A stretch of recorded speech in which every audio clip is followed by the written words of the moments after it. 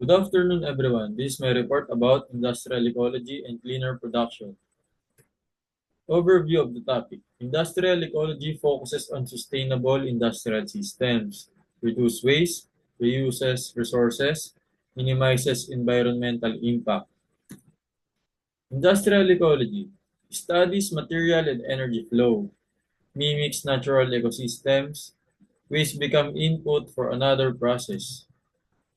Principles of industrial ecology: resource efficiency, waste minimization, closed-loop systems, sustainability.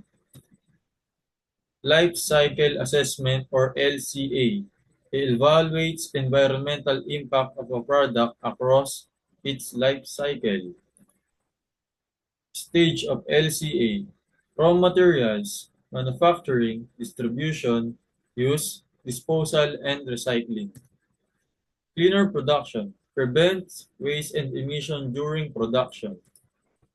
Cleaner production techniques: efficient energy use, reduce toxic materials, recycling and reuse, process improvement.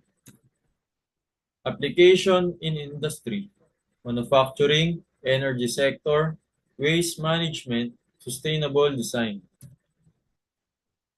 Case study: Kalundborg, Denmark. Industrial symbiosis where companies are share resources. Conclusion: promote sustainability by reducing waste and conserving resources.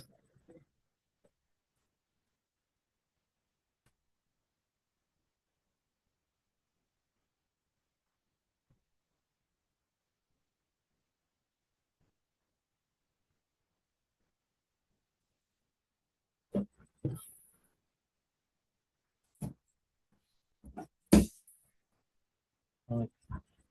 Ano? Bakit? Hirap po yung naman. EJ, paano i-save to, pre? Okay na. Sumobra ka kung pinto tayo. Pinost ko lang muna eh. I-stop na.